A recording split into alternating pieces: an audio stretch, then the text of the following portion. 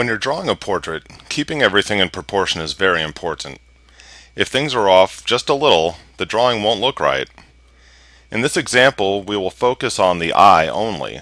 The eye itself can be pretty intimidating for a lot of people. So how should we start? One way to get an accurate likeness is to use the grid method. By placing a grid over your photo reference and also placing a grid over your drawing paper, you can take something complex and break it down into smaller, more manageable pieces. In this example, I'm using a 1/2 inch grid. That is, a grid in which the lines are drawn every half inch. If we look at this simple line drawing, we can see how the grid can make it a lot easier to help keep things in proportion and help you make sure you're putting everything in the right place. So as an example, if we were to start this drawing from scratch, we could start right here at the corner of the eye. We can see the corner of the eye is just slightly off center in box 5C. So we would come over to 5C, just off center, and that would be where the corner of the eye is. Then you can look up to the next line and see that it hits about 1/4 of the way over from line C. About 1/4 of the way over from line C, and then you would just draw your line from the corner up to there.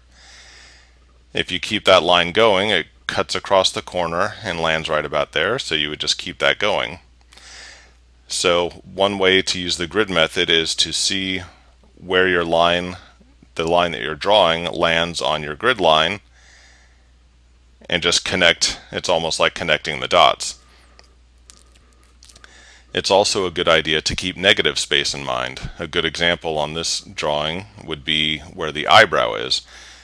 You can connect the dots from here to here and draw your line, but as you're drawing that line, you can also observe this triangular shape. This is the space that you're not drawing, that's negative space, and keeping that triangular shape in mind can help you place the line that you are drawing in the proper spot.